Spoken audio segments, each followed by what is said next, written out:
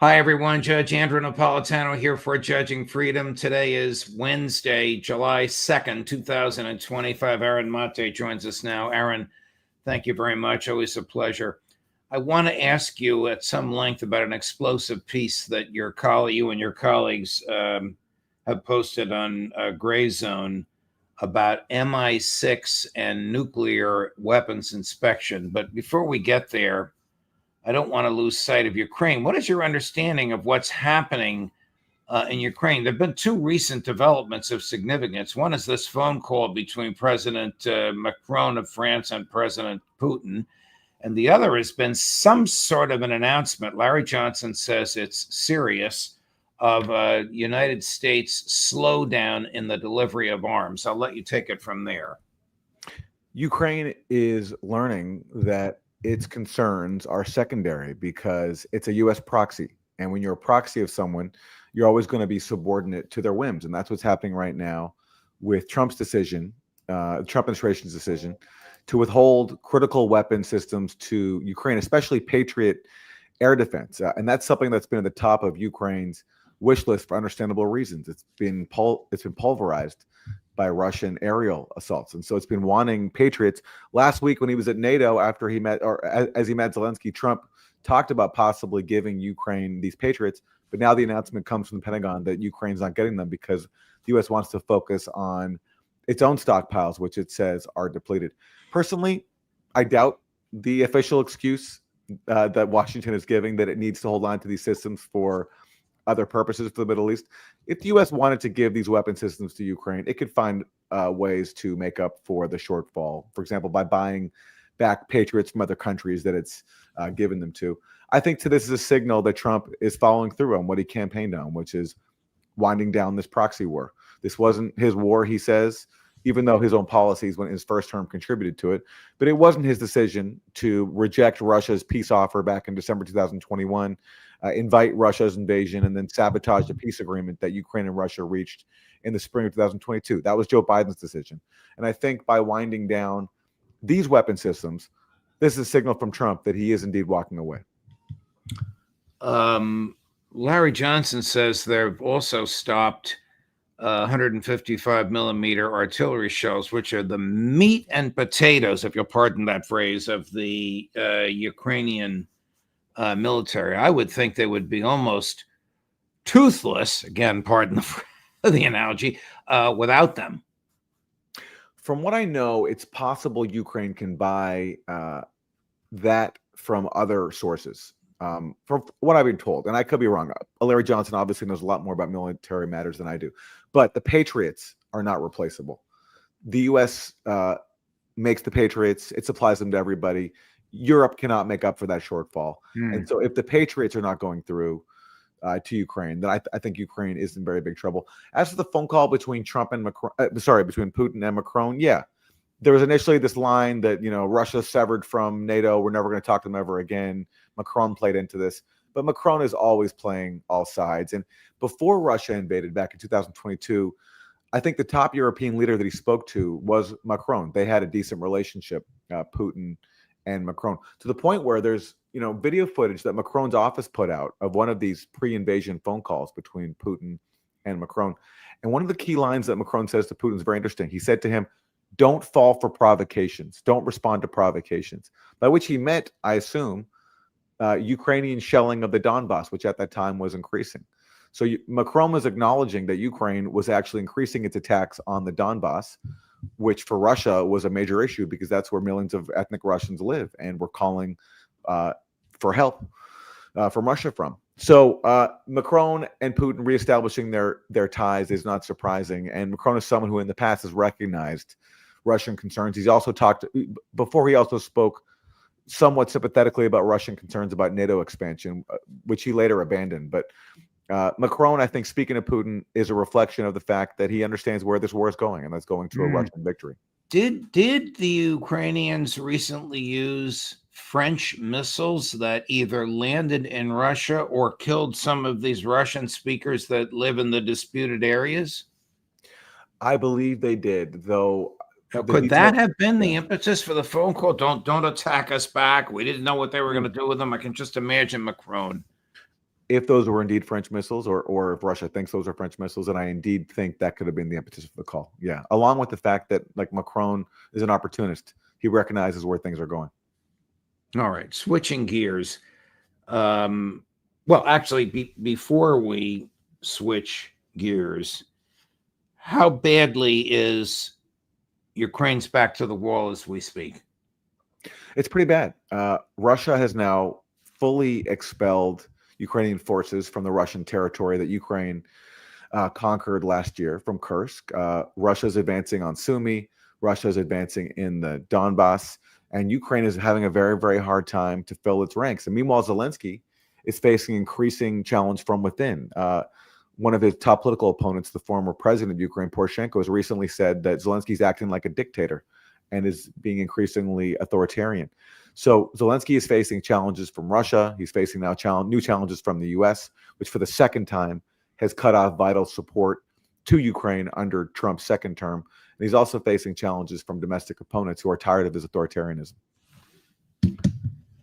Switching to the other hotspot, what is your view as to why Trump dropped 30,000-pound bombs on Ukrainian mountains 2 Saturdays ago? On Iranian mountains. Iraq, sorry. I'm sorry. Forgive me. A different proxy war. Yeah. Well, listen, there was the reason that we got from accounts and establishment news sources that Trump was watching Fox News. He was annoyed that Israel was getting too much of the credit in their attack on Iran, which preceded his. I actually think it's quite plausible. Trump also told the Wall Street Journal that he did this to reassert what the journal called U.S. dominance. And Trump made some comment along the lines of, under Biden, we were a cold country. We were a laughing stock. Now we're hot again. So he really sees warmongering as being some sort of image bolstering exercise, like PR. It's funny for a guy who campaigned against endless war, who talked about how idiotic our leaders were for getting into all these foreign wars. Now he goes ahead and says that getting into a war is good for our self-image. So Trump's all over the place. That's the, I think, psychological dynamic. And then you have just politically, this is what the Israel lobby wanted. This is what his top donors wanted. And Iran's been in the crosshairs of U.S. neocons, warmongers for a very, very long time. There's bitterness over the fact that Iran expelled a U.S.-backed dictator in 1979 with the revolution and the hostage crisis. There's bitterness over the fact that Iran's been on the other side of so many conflicts. For example, in the 1980s, when the U.S. supported Saddam Hussein in his attack on Iran. And there are people in government with long memories and who can't shake that mentality of once there's an adversary that's been designated in that adversary camp, we must do everything we can to get rid of them. And so I think that helped propel Trump to bomb a few weeks ago. This business about how close Iran was to developing a nuclear weapon, are you of the view that Trump was influenced by Mossad, by Israeli intelligence, whether it came out of the mouth of Netanyahu or the mouth of John Ratcliffe, who was really a Mossad asset? I don't know. Is it fair to call the director of Central Intelligence a Mossad asset? But you can weigh in on that, of course. Where do you think he's getting this from? Well, it's clear that he got this from Israel. Max Blumenthal and Anya Parampil at the Gray Zone, they reported recently, based on conversations with a Trump administration official, that, the key player here was Ratcliffe, who was heavily influenced by what Israel was feeding him. I spoke to someone inside the government who confirmed to me that there was no intelligence consensus behind the Israeli claims that Iran was weeks away from a weapon or even working on one, which they weren't. So this came from Israel, and that's what Trump was influenced by, along with Israel's allies in Congress, people like Lindsey Graham, who was heavily in Trump's ear and encouraging him to do Israel's bidding and bomb Iran. There was also an article in the Washington Post recently which said that Israel had decided by March to bomb Iran. Now, on top of the fact that this speaks to the incontrovertible reality that this was not based on any new threat from Iran, there's also the fact that March is interesting because March is the same month that the U.S. intelligence community reaffirmed that Iran is not building nuclear weapons. So the same month that the U.S. intelligence community affirms that Iran doesn't have a nuclear weapons program, Israel decides to bomb. And why did they decide to bomb? Well, according to the Washington Post, speaking to Israeli officials, the reason was that Iran would have rebuilt its air defenses by the end of this year if Israel waited any longer. So Israel saw what these Israeli officials described as a unique opportunity. So essentially, Israel perceived that Iran was vulnerable. This has nothing to do with nuclear weapons. This was a unique opportunity to go after an adversary that they perceived to be weak because its air defenses had been pulverized in a previous Israeli attack last year. That's what this was about. Nothing to do with nuclear weapons. Right. Here is one of the weirdest interviews that we have seen on this very subject. The proximity in time for the Iranians to develop a deliverable nuclear weapon. Now, it's Senator John Kennedy who's got that put on. I say put on because he has many advanced degrees, but he likes to do the country bumpkin image, this put on twang. But I want you to listen to two things. One is he lists the names of the briefers in the secret briefing the Senate had. You'll notice one name not there that I think probably should be there. And then you got to listen to the last question and the last answer. The last answer, which is just 3 words, in my view, is startling. Chris, cut number 7. Before Israel and America did what we did, Iran was within days of having a nuclear weapon. Now within days. Within days. That's what they told you in this briefing? Within days. Sir, just to kind of circle back and put a finer point on this, the days that they were to getting a bomb, that seems to be different from what Tulsi Gabbard had testified to in March. Was there a new assessment? Was that the Israeli assessment? Was that a new American assessment? Was that information new to you in this briefing? It was new to me. This was a good briefing. It was one of the best I've ever attended. I mean, Rubio, Hegseth, Ratcliffe, General Kane, they didn't bring out a script and read carefully from it. They just looked us in the eye and talked to us. The assessment that said that Iran was within days of having a bomb, is that Israeli or American assessment? I don't know. Is that Israeli or American? I don't know. Did you ask? Well, I hadn't seen that clip. I confirmed with someone on the inside with access to the intelligence that there is no U.S. intelligence assessment, which requires a consensus process that endorses the Israeli view that Iran was within days of developing a nuclear weapon. There's none. So whatever he was told in that briefing, that is intelligence from Israel. And there's an easy conflation here. Just because the U.S. has intelligence about something doesn't mean that they agree with it. So Tulsi Gabbard played this game. After Trump came out and said and disregarded Tulsi Gabbard's previous statement that Iran does not have a nuclear weapons program, Tulsi Gabbard came out and said, and when basically threw her own intelligence community under the bus and said, the U.S. has intelligence that Iran has the capability to develop a nuclear weapon within weeks or months if they choose to. Now, just because they have the intelligence doesn't mean they agree with it. So all basically she was saying is that, yes, the U.S. obtained intelligence by which we all know it came from Israel, that Iran, if it wants to, could build a nuclear weapon within weeks and months. Now Senator Kennedy is going with days, and I don't know where that comes from. That might just be his own embellishment of something false that he already was told in the briefing, because I've never even heard this days claim before. That's a new one. Max Blumenthal has told us that he believes from his sources that Mossad agents, operatives, officials, or whatever they want to call themselves, were actually in the Oval Office briefing the president.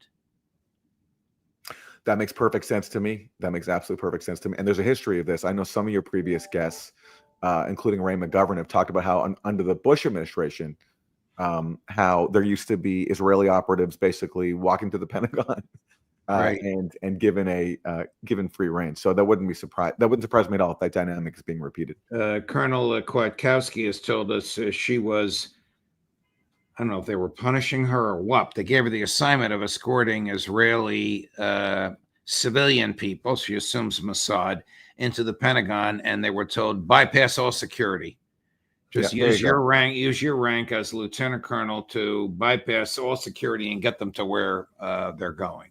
That would be consistent with the other stuff that we have heard. To this piece now about MI6, how corrupt is the IAEA?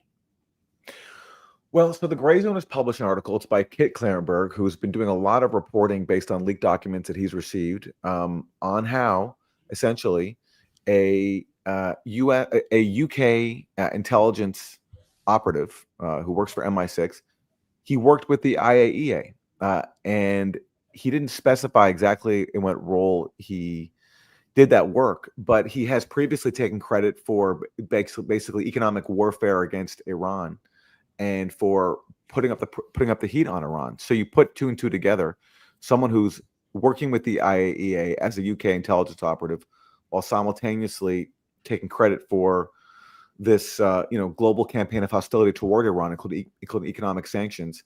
And you can see, or at least it's quite plausible to believe, that this operative was involved in something corrupt here and was helping to manipulate the IAEA towards foreign policy objectives rather than its own mandate, which is simply to verify Iran's compliance with its nuclear obligations under the NPT. And there's a long history of this. This same operative, whose name is Nicholas Langman, as identified by the Gray Zone, he also claimed that he worked with the OPCW. The OPCW is the world's top chemical weapons watchdog. We know for a fact, it's not even a matter of speculation, the OPCW was compromised to advance the U.S.-led regime change war in Syria. For example, a notorious investigation in Duma of April 2018, where Syria was accused of a chemical weapons attack, the OPCW centered that investigation and reached a conclusion in line with the U.S.-led claim that the Syrian government committed a chemical weapons attack, and they silenced the conclusions of their investigation, which did not find evidence for a Syrian government chemical weapons attack, and they ignored the complaints of whistleblowers who called out the corruption. So the OPCW has been compromised. This MI6 operative claims to have worked with the OPCW. He also claims to have worked with the IAEA. So you can reach your own conclusions there. It's certainly increasingly plausible that the IAEA has been compromised in a similar way, which is also what Iran has alleged. Iran has faulted the IAEA for helping to lay the groundwork for the Israeli-U.S. bombing campaign. It's accused the head of the IAEA, Grossi, of essentially colluding with Israel and possibly giving Israel the names of its scientists who have been assassinated. And based on the record of the OPCW alone, and now based on this revelation from the Gray Zone that there was an MI6 operative working with the IAEA, it's highly plausible that the IAEA has been the victim of similar corruption. And I know you'll be interviewing Max Blumenthal soon, and he can explain this much better than I. Well, I suppose we shouldn't be startled by this. The Iranians have said to the IAEA, get the hell out. I mean, Grossi has pretty much admitted, has he not, that Iran did not have developable nuclear weapons, even though he said it a little too late. And the evidence of his collusion with Mossad is irrefutable. He did admit that Iran does not have a nuclear weapons program, but as you said, he did it after the fact, after Trump bombed, after Israel bombed, and after putting out a report that helped lay the groundwork for the bombing, because the report it's very controversial, and it recycled some claims that I think are dubious at least, that merit a lot more scrutiny. And after that happened, after there was some backlash, then he started saying, yeah, we don't have evidence of a nuclear weapons program. But by that point, it was too late. The bombing had begun. As for his collusion with Mossad, there are these leaked documents that allege that. I haven't verified them for myself, so I have to be careful. But look, just given the history of the U.S. compromising the OPCW, given the fact, by the way, that Grossi, and I think I've mentioned this to you before, but it bears repeating, Grossi also used to work for the OPCW before the IAEA. And when did he come in? He came in after the U.S. engineered the ouster of the OPCW's first director general, Joseph Bustani. And why did the U.S. oust Bustani? Because Bustani was standing in the way of the Iraq War. He was trying to facilitate Iraq's entry into the Chemical Weapons Convention, which would have opened opened Iraq up to inspections, and those inspections would have undermined the Bush administration's drive to invade Iraq. So John Bolton went to Joseph Bustani, went to his office. He threatened him. He threatened the OPCW's budget, and even threatened Bustani's kids. It said, we know where your kids live. Bustani wouldn't budge. He stood his ground. So Bolton got rid of him through other means by basically threatening the budget. And Bustani, just after he was reelected for a second term, he was forced out. And after Bustani was forced out, he was replaced by a successor, and working for that successor was none other than Rafael Grossi, the current head of the IAEA. Wow. John Bolton threatened to harm somebody's kids. I mean, that's a felony. This happened in the United States? This happened in The Hague, the headquarters of the OPCW. And so that was over 20 years ago now. But what happens after the U.S. successfully ousts the head of an organization? That's a sign of who's really running the show. Right. And I think that's been the norm now at the OPCW ever since, as the OPCW whistleblower scandal, when it comes to Syria, illustrates. And by the way, media coverage of the OPCW whistleblowers pretty much non-existent. You still cannot get an established media outlet to acknowledge even the existence of OPCW whistleblowers who challenge the cover-up of their investigation in Syria for obvious reasons. Their findings, their facts interfere with the narrative that was required to achieve regime change in Syria.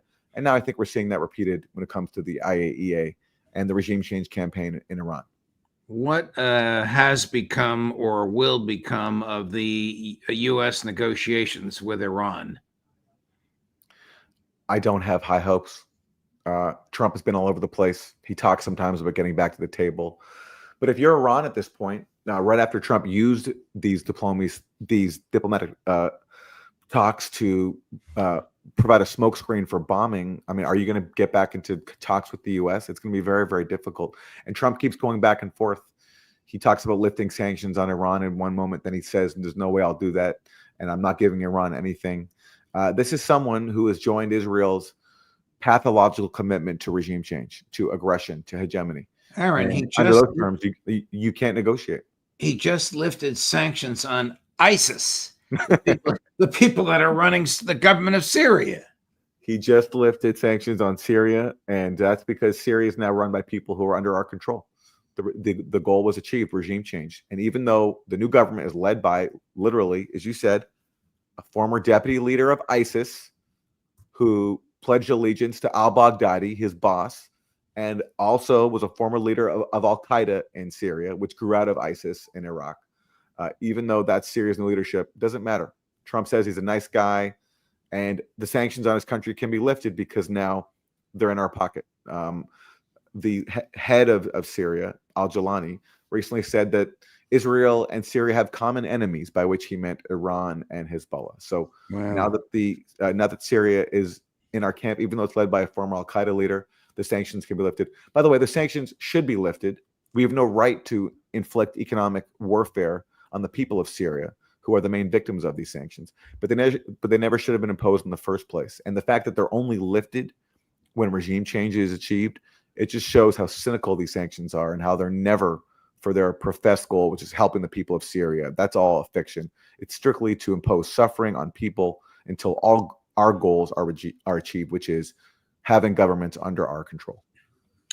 Aaron Maté, thank you, my dear friend. Thanks for letting me take you across the board here, even though I confused Iran with Ukraine. Much appreciate your analysis and your time. All the best, my friend. Thank you, Judge. To you as well. Thank you. Coming up later today at 3 o'clock, Phil Giraldi, and at 4 o'clock, Aaron just mentioned him, Max Blumenthal, Judge Napolitano for Judging Freedom.